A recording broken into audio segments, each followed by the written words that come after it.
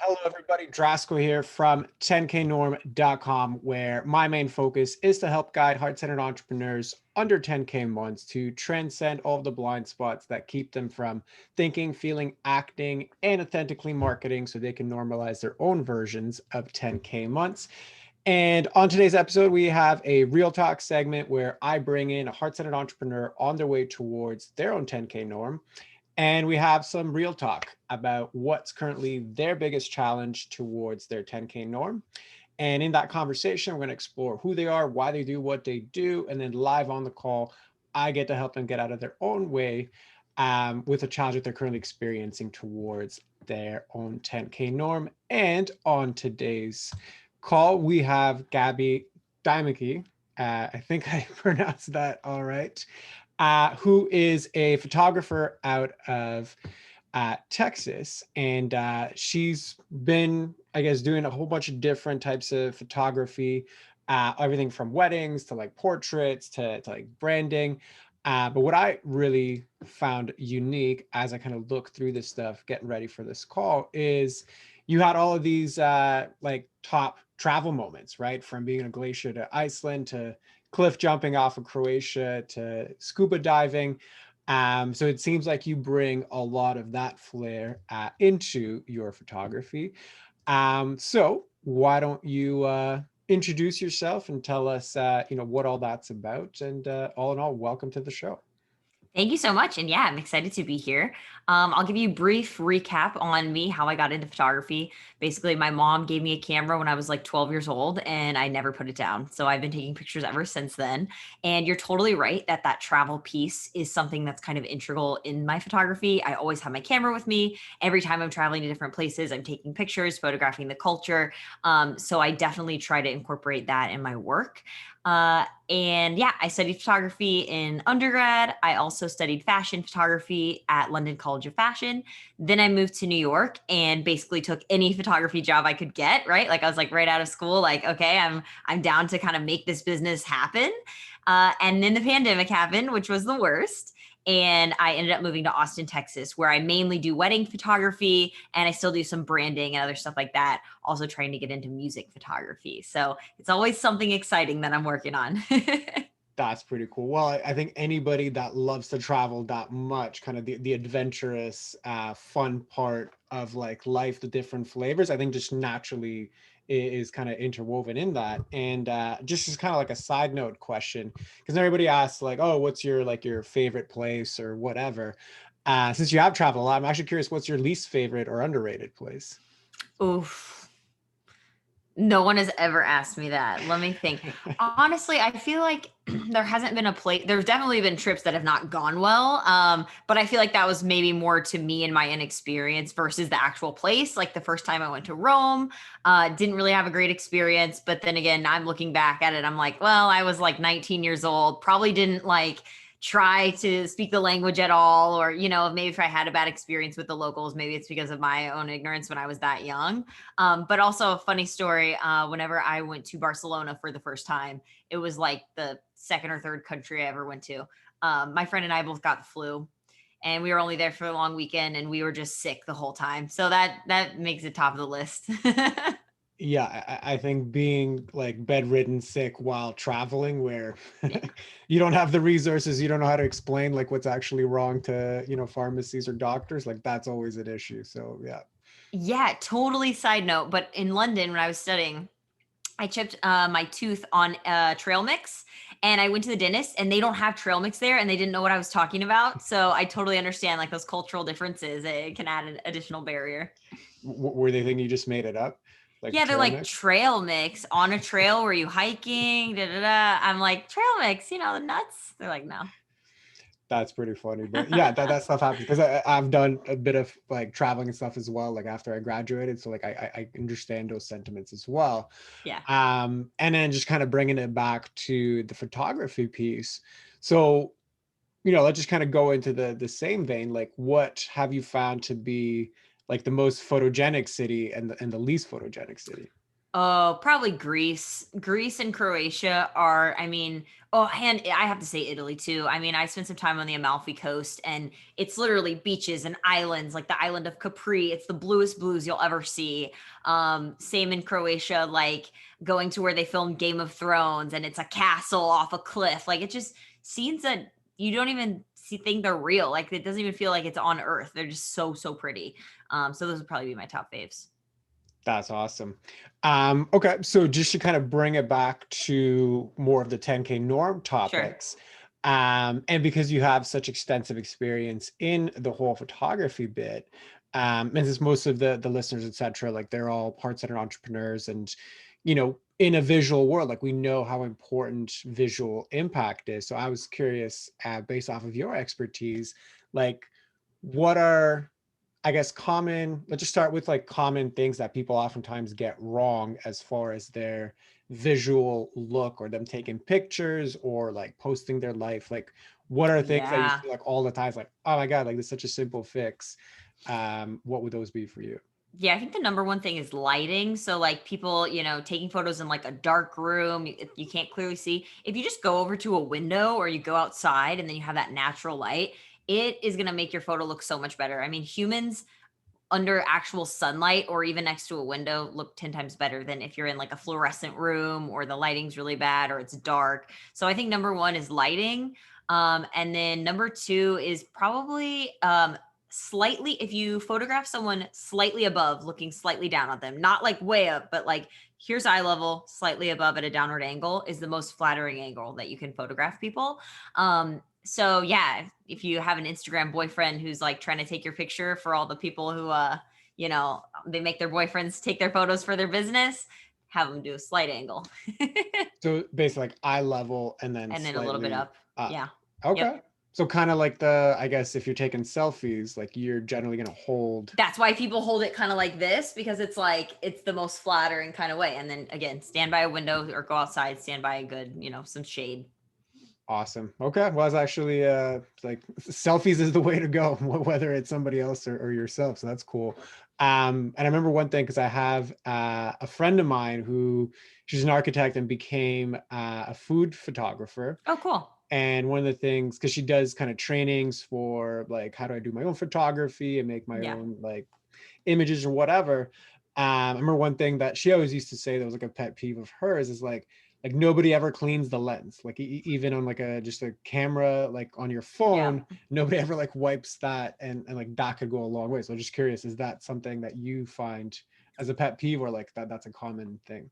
Oh yeah, that's totally true. I keep like you can buy these like little mini lens wipes, kind of like you just tear it off and wipe it off, and I keep like 20 of them in my camera bag at all times. I think that's a great tip. Another thing along if you're like photographing food or a flat lay, you have like a cute coffee that you want to make look cute, like take everything else off the table. So if there's like an ugly napkin or silverware or anything that doesn't make it, like clear that off and stick to like really the cute things that you're photographing. I think helps with the clutter. So like stay in focus, like this is the main thing that I want to Yeah, focus on. for Okay, sure. cool.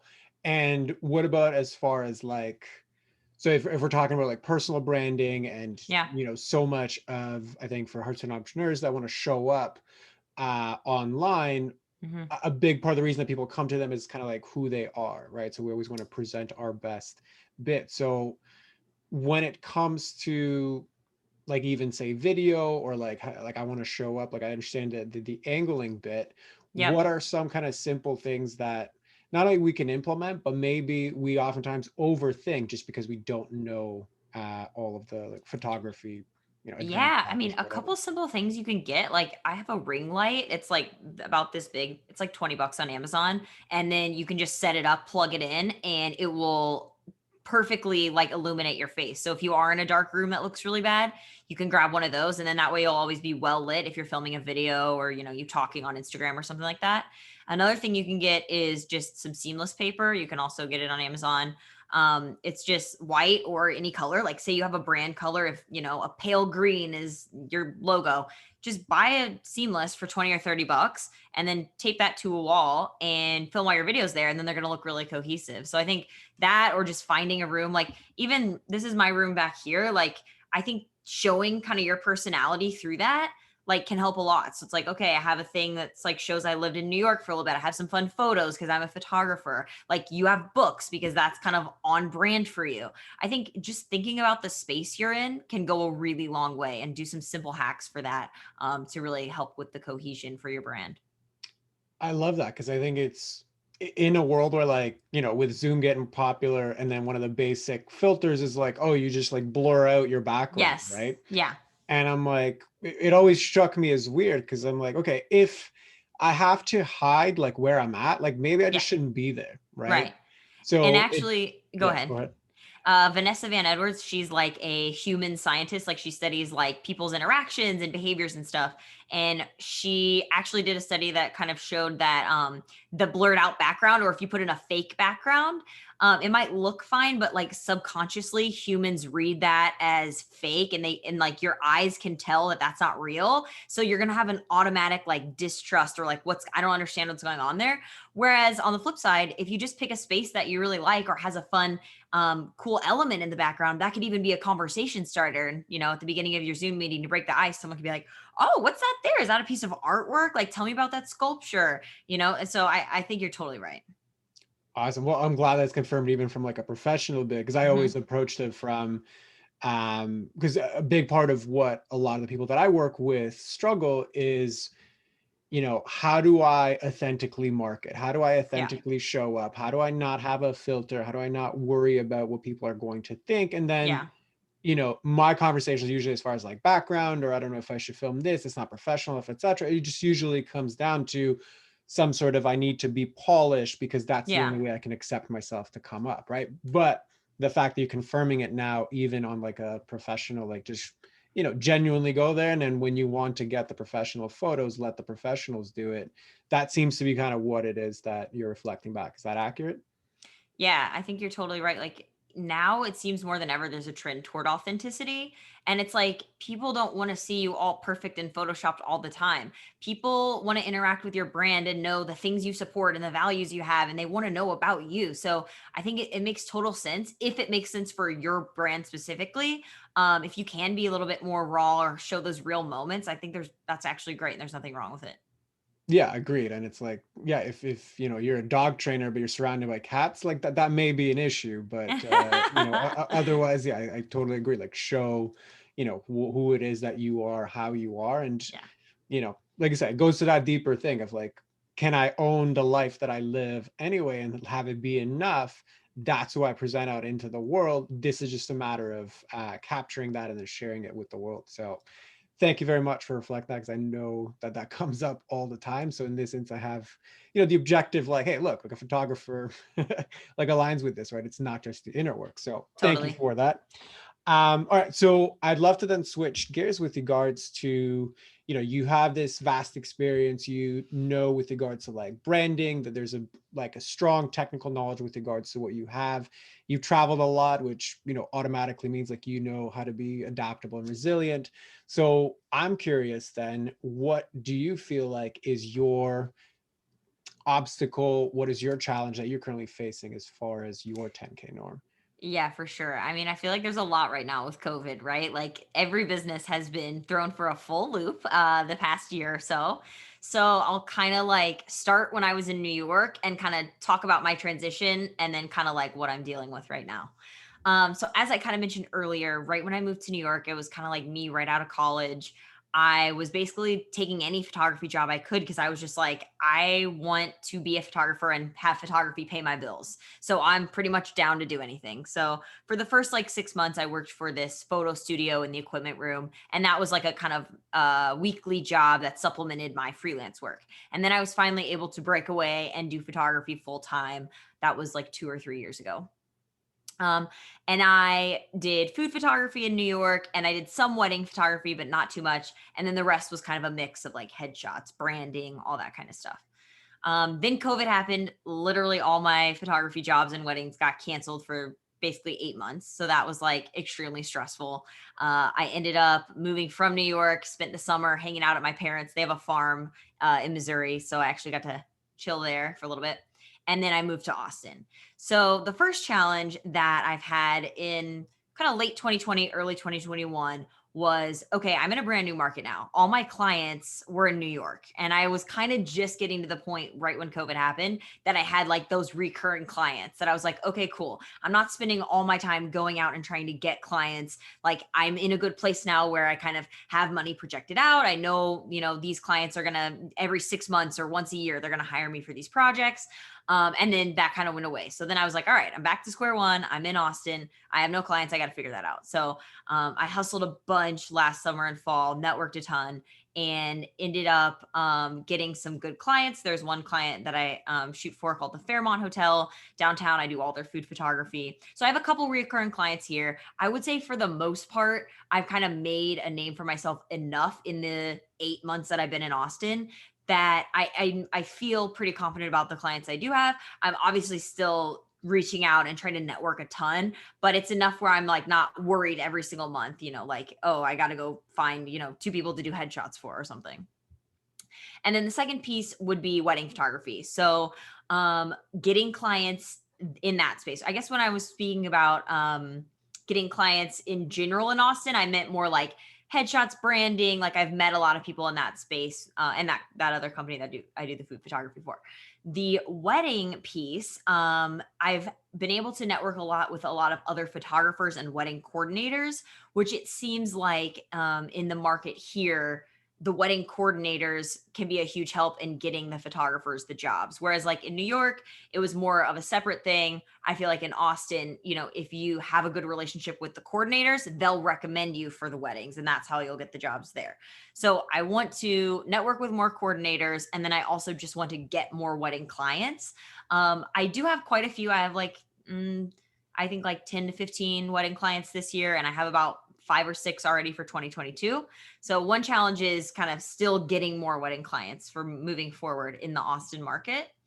And then other challenges, just kind of still, I mean, it's kind of picking up now, but just the ramifications of COVID, people being like, oh, I don't, maybe they would have done headshots or like, I don't want to, be around strangers or meet a stranger, that kind of thing. So I think that's kind of in the next year going to fade out on its own as people are getting vaccinated and that's kind of ramping back up. And then my last kind of like overarching piece is that when I was in New York, I got into concert and music festival photography, which is kind of like my passion. But I have realized that it's not something that you can work at for a year and it can pay all your bills, right? Like there's only a dozen to 2 dozen professional photographers where their full-time job is concerts or shooting for bands or doing music festival photography. So my kind of end goal in like 20 years would be that all my income is from shooting concerts and bands and album artwork and music festivals. But it's going to take like years to build up to that level where I'm actually getting paid for it. So right now that's kind of like a fun passion project. So my kind of business goals for this year to the next 5 years would just be to get enough wedding clients that I am covering all my costs doing weddings, which only, for me, wedding photography is the most lucrative out of all the kinds of photography I do because for the amount of time I have invested, I make the most amount of money. So that's kind of my reasoning for wanting to focus more on weddings, and then spend the other weekends just playing around and going to concerts and kind of doing that piece for fun because that's like one of my passions. So that was me talking a lot. Let me know if you have any other questions. No, that was awesome because not only does it line up everything so nicely as far as like, okay, this is where I came from, this is the experience I got, and then this is how it transitioned. Plus, it gives me all the context. So thank you for sharing all that. So I do have a few follow-up questions. Um, the first one primarily being, it's like in general, it just actually to me just seems like you actually have all the pieces together. Like I know what pays the most bills, I know where it is that I want to go. I did it once in New York. I hustled my way to at least a baseline level of comfort here. So what then is the issue? Yeah, so I want to find a balance with my all my packages, not just weddings, but with headshots, branding, like food photography, product photography, where I'm I can charge more, but it's not to the point where I'm alienating any customers. So right now, I feel like I'm probably middle of the road with my headshots packages in the Austin market. In the wedding photography market, I feel like I'm actually on the cheap side in Austin because I mean, I know wedding photographers that have packages that are like starting at like 8 to 10,000, whereas like my packages are maybe start around 2,000, go to around 4,000. So I'm trying to figure out how to kind of keep pushing that direction where I'm charging a little bit more incrementally, like every year. And then, obviously I don't have to do as many weddings. Whereas if I would have to do 20 weddings one year to cover all my bills, maybe 5 years later, I only have to do 10 weddings and it's making the same amount of income. So I'm not really sure how to go about raising my prices. I also just hate talking about the money part with clients because it's not the part I like. I like making art. I like being creative. I like talking mood board. I hate the money side of things, although I've been putting effort into learning it so that I can have a good business. So those are two areas that I'm kind of trying to figure out. And then again, just figuring out how to kind of market to that higher tier bride versus maybe the clientele I'm more in line with right now. Got it. Okay, so that does certainly help. So one of the things that struck out when you were talking about that is this element of I have to find a balance of pricing without alienating people. Yeah. So if like right now you say, okay, I charge between $2,000 to $4,000. Yeah. Okay. By virtue of charging that, are you not alienating somebody who's looking for a $500 package? Totally. And you're totally right. Cause even in general, people will message me and sometimes I'll send them my prices. And they're like, oh, can you do it for less? I'm like, I can't do it for less than this. And then they're like, okay, I'll find someone else. And I'm like, okay, cool. Then you're not, the person I'm aiming toward. Okay. So now it comes down to you are already alienating people, but you're also afraid of alienating people at the same time. I know. You're totally right. So I guess how do I have the mindset shift of no, like my work is this good. It is worth $5,000 or $6,000 for a wedding package. Well, do you think somebody like myself who's got no idea about photography can actually tell you that? So maybe I go talk to some other wedding photographers and learn a little bit more about how they do it. Maybe. But what I would throw back your way is why is it worth, 3K and not $500? Yeah. Okay. So, I mean, definitely all my education, all the costs of camera gear, all the time and effort I have, planning the wedding, shooting it, editing it, all that kind of stuff. I feel like with including, equipment, time, all that, I feel like it's definitely worth what my packages are now. I guess I'm struggling to be like, oh, why is it worth an extra $2,000 kind of thing?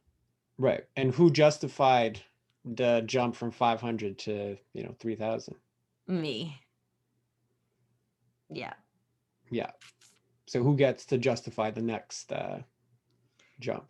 Totally me. It's just hard sometimes to like make that shift of being like, oh no, like I'm going to charge this much more and like, it's vulnerable to put yourself out there like that and be like, I don't want to be rejected. So I totally get what you're saying. I guess I should just up my prices this year. That's 100% where I'm leaning towards, right? Because we often look externally for the validation, right? Even when I ask you, well, like, how can some random person you're doing a podcast with has nothing to do, like no idea about photography, Yeah, tell yeah. you what you should charge, Yeah. right? And then your rebuttal was, well, no, I should go talk to like an experienced photographer, Yeah, yeah, yeah. i.e., I should get permission from Yeah. somebody else. Like, what if you go talk to like a, I don't know, world-class wedding photographer and they're like, your stuff sucks. Like, are you gonna Yeah. then go charge 500? No, I'm going to be like, well, their opinion doesn't matter anyway. I'm still going to keep doing it. Correct, because the only opinion that does actually matter is Mm, your own, right? And you justify that by like, well, I'm not gonna do it for 500. yeah. I have set my own standard at 2,000, right? But you got to realize like your standard of, and whatever, 2,000, 3,000, 4,000. I'm just gonna use 2,000 Sure. for the sake of the anchor, right? So your standard of 2,000 is also the standard to which you are accepting to live your life, right? I Hmm. now do have to have 20 weddings because that is going to bring the money that I need, Yeah. right? And only in 5 years can I actually get to a level that I can do whatever 3 weddings a year and have Yeah. the money, right? But who set those? Like, what if you could do it in 3 months? Mm. That's so good. Like, I'm just thinking now, like, totally what's stopping? Like, why not just, I guess the one thing that I do with my business is I do like to have some data sets behind my decisions. So, like, maybe it would be interesting to go, like, okay, great. For the next like 6 months, I'm going to charge XYZ and then compare it to, okay, this is how many leads I had and this is how many people booked this year versus now with these new prices I'm charging, this is how many people booked. And then have a little bit of information about like, is it like, yeah, I'm sure people will probably still book with me, and then I'll like have some data to be like, oh, it was totally fine. I was kind of thinking it was going to be a big thing when it wasn't. Right. So if I had the data that I'm worthy of what I would like to charge ahead of time, then I could do it. Mm. But is that actually true? I think I should just go for it. You're convincing me I need to just do it now. Well, I'm not convincing you of anything. Like, really, if you think about it, right? Like, you charging whatever you charge makes no difference in my life, Sure. right? So it really just comes down to, even when presented with the option to just, hey, what would happen if I charged? Okay, let's not go with 10,000. What would happen if I charge six? Yeah. Right?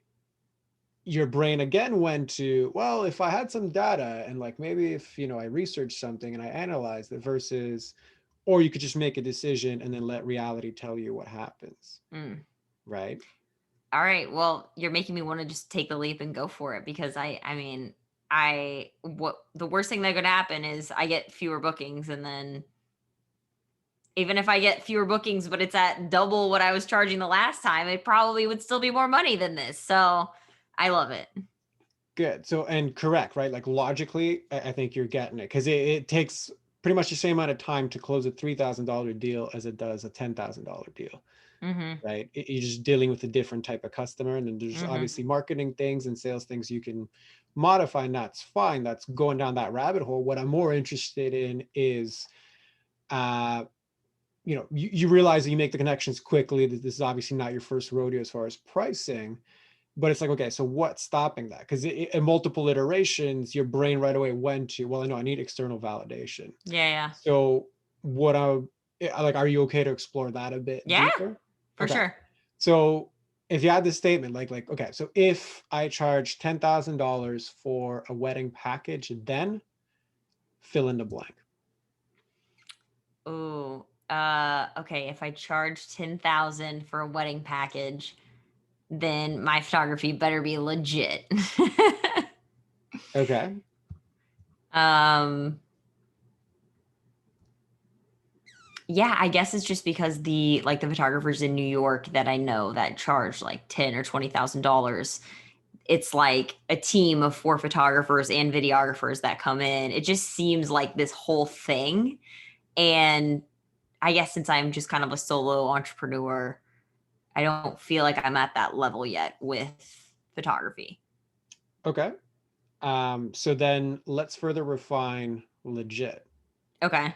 So how do you define legit in that statement? If I charge $10,000 for wedding photography, then my photography better be legit. Like just like when I think of like the really fine art photographers that are just doing really cool stuff, they're bringing in lighting, they're shooting at crazy locations, like, different countries, they're shooting in Paris or like at a castle, or like it's just the the images seem really grand and kind of like next level. And so I guess I've been thinking like, oh, I'll do that one day when I'm like shooting, crazy weddings in Joshua Tree or whatever. And I never really considered like, why couldn't I make it crazy photos, and bring in lighting and all that stuff here in Austin. Right, because it's hard to bring in lighting at 2K packages, but I'm Right. assuming you'd have more of a buffer for 10K packages. For sure. I mean, I could have second shooters, an assistant, and all that kind of stuff. And it seems to me, if you're in conversation with somebody that is actually in the market for a 10K photographer, you're probably going to have those conversations of how cool do you want to make it versus somebody who is paying you 2K. For sure. Like, oh, do you want to add on, this extra lighting? Do you want to add on this cinematographer? Like, et cetera, et cetera. So in that instance, is it really about having, the legit experience, or is it about going after the legit experience and rising to the occasion? Yeah, I think you're totally right. I think it's more of like I need to be framing it that way when I'm having those conversations, right? Because right now I'm framing it of like, okay, here are my packages. You get me and another photographer. We're basically going to show up and photograph your wedding day.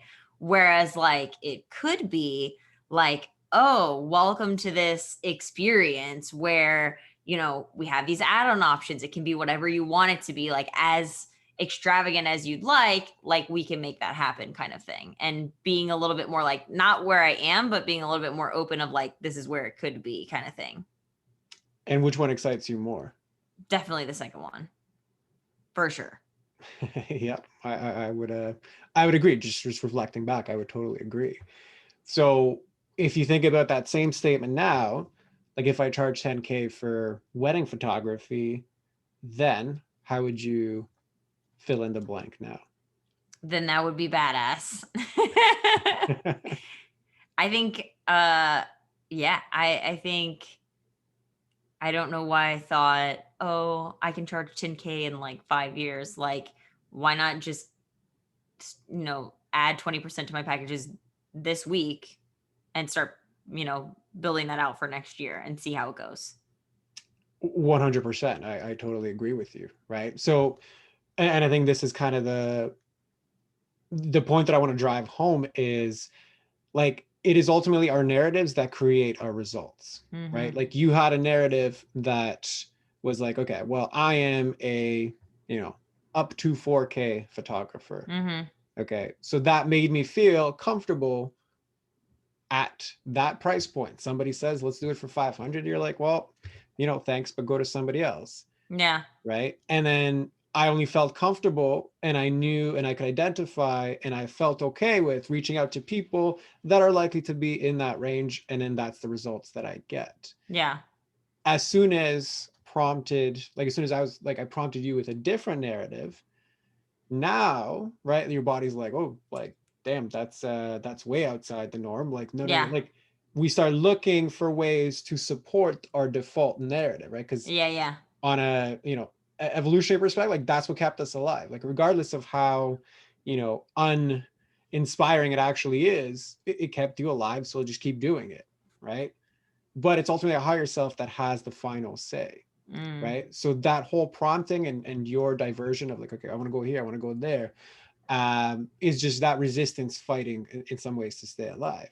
But Yeah. when you sit with that long enough, you're like, well, hold on, like what if I just gave this an It's not honest really shot? logical. You're like, oh, I'm not really making sense there. Like, once you think it through with your brain.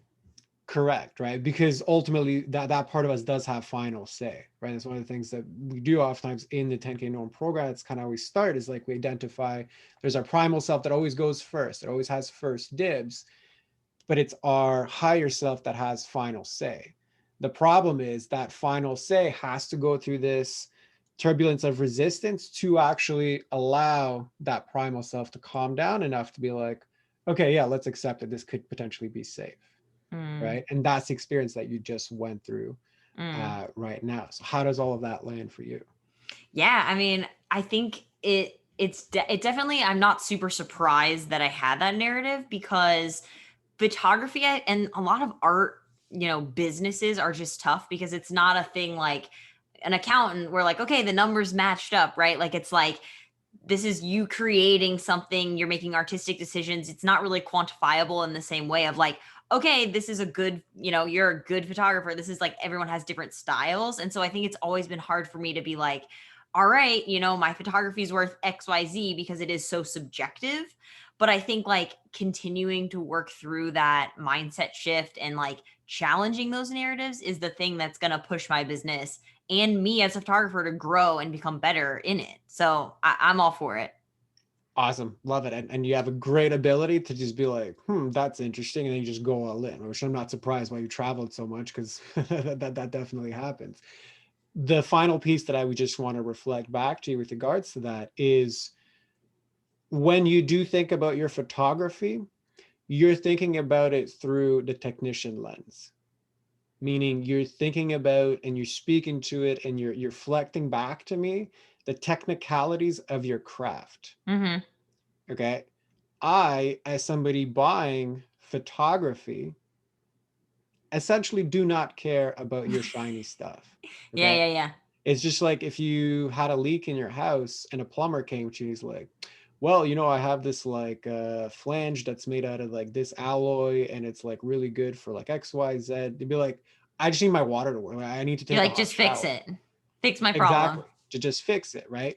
So that 10K wedding package isn't about how long you spend there, who else is there, what type of lights you have, and whatever other like fancy trinkets.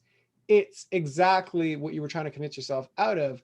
Hey, for 10K we can have this elaborate thing. It can be at, like we'll have a drone and it'll like take these shots, and like Yeah. imagine how you're gonna feel after it's all done, and you have like video. Like, that is what I'm buying. I'm buying the memories captured of how cool my wedding was, the feelings I had at that day. Mm. That is what you are trying to capture. So the price point is the level of which you can capture that. At 2K, all I can do is like snap some cool pictures. At 10K, I can capture it in a much different way, right? Yeah. So does that, like, how does that land for you? Yeah, for sure. I think it's the piece of me, like you're saying, like I was trying to convince myself out of it. Like, why am I not a 10K photographer? Like, why is my photography not worth 10K? Probably because I said that. Like, that's the only reason, not because of any actual legitimate reasons of, like I have all these years of experience. Like I do have the experience to back up what I'm charging.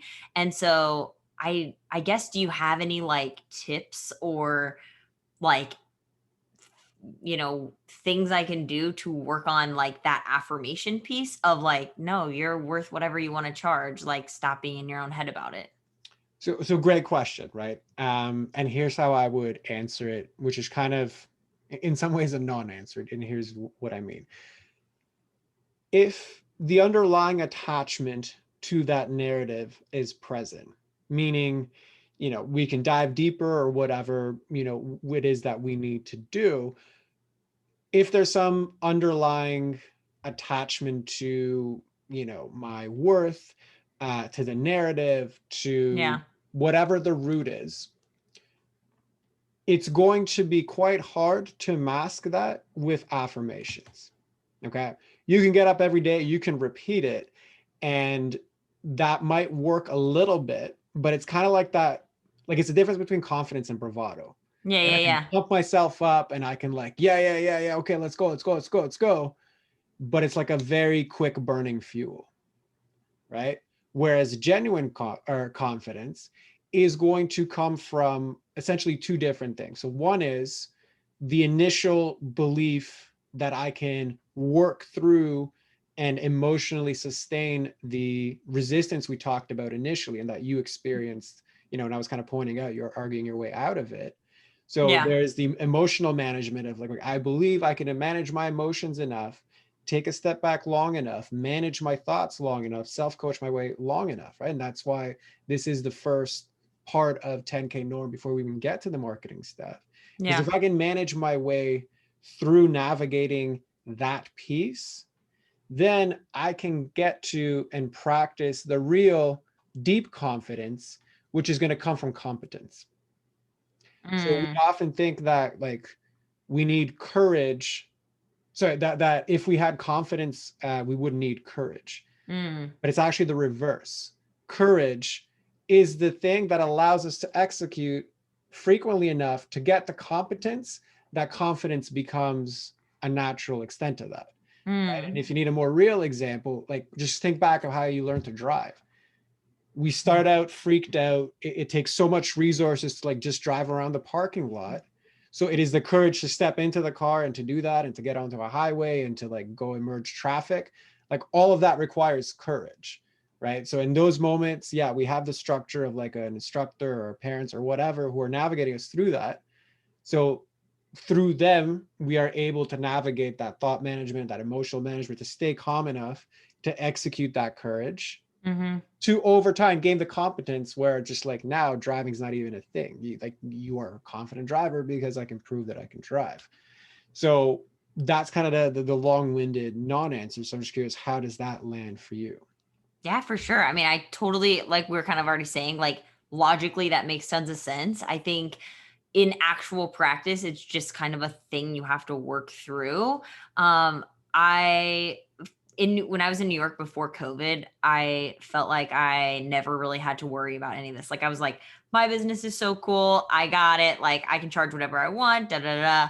And then I think the piece of A, going through COVID and not having work for like 8 months created like this scarcity of like, I'll take any jobs because like I'm just trying to pay my bills. And then just moving to a new city where I'm kind of like still figuring it out. But as like, I think like every month that goes by, I am getting more confident of being like, okay, I have my footing here. I'm looking at my numbers and I don't need to worry about it. Therefore, why there's no need to stress about this or about the money things. So now I think is that jumping off point to be like, all right, let's revisit these numbers and let's make my packages whatever I want them to be. If I want to double them, cool. Like the world's not going to end. No, it's definitely not going to end, right? And remember, right, you have to close less of them in order to make the same amount. Right now, Right, there's right. obviously, deeper considerations as far as then sets get more elaborate. I have more Sure, costs. I have, there is sure. some overhead there, and it's not all rainbows and sunshine right away. But the most important work has been done. Like I was Mm-hmm. the one that chose a new narrative, and Mm, really what you're asking about is the embodiment piece, mm. right? How do I embody it so that it's just more natural in the moment, right? And again, Yeah. it goes back to that whole thing, right? Execute the courage so that you have evidence of the execution of the competence that is going to ultimately lead to the like genuine non-bravado confidence, Piece of it. right? Yeah. No, I love that. I think you're totally spot on with kind of me kind of going through this journey and coming out at the end with the confidence of being like, all right, I'm going to charge this and I'm not going to, waste time worrying about it. Absolutely. So awesome. Does that feel complete for you? Totally. I think that was super cool. And I appreciate you kind of walking me through it. Absolutely. That's what this is about. So I appreciate you coming on, and like, the vulnerability piece, especially in artistic communities and endeavors, um, is always there in the work, but to be able to, show it publicly, is testament to you. And so I thank you for being that beacon for others, because this happens all the time. Oh, I'm sure. So thank you for that. And then just to kind of close it off, I know the nature of your business is a little bit local. So, if there's any listeners in, I think it was a Houston, right? That in Austin. Texas, Austin, sorry. Yep. In Austin, then how can they either reach out to you for the 10K packages, Yeah. or just follow your stuff online? For sure. Floor is So yours. I am G Dimes on social media, GDEIMZ. I'm big on Instagram and TikTok right now. Like I'm posting all the time on TikTok, especially with like behind the scenes video and photo stuff. So even if you're not in Austin or the Texas area, definitely go check out my work. And then, yeah, if you want to book a package with me, feel free to DM me, or you can check out my website, GabyDeimekephoto.com. Lots of pretty photos up there. Absolutely. Love it. Well, thank you very much for being on. And for everybody else, we'll see you on the next one.